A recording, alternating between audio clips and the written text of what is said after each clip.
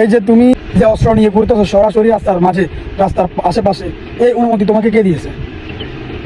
তুমি বাংলাদেশ আর্মি মানো না, বাংলাদেশ সেনাবাহিনী মানো না, পুলিশ মানো না, কিছুই মানো না, তোমরা তোমাদের মতো চলবে, এভাবে হলে তো হবে না ভাই। শোনেন ভাই, বাংলাদেশে বসবাস করি কিন্তু আমরা বাঙালি না।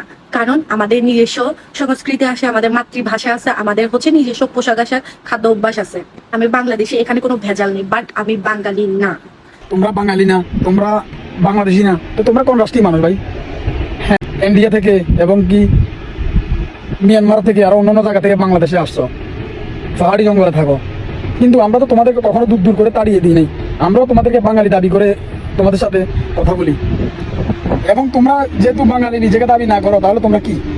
আমি যখন কোচিং করতেছি তখন হচ্ছে ভদ্র বেশি ছেলে, ভদ্র পরিবারের ছেলে, শিক্ষিত ছেলে মনে হয়, ইউনিভার্সিটিতে পড়ে মনে হয় ছেলে। ওই ছেলে আমাকে বললো, সবাই আমাদের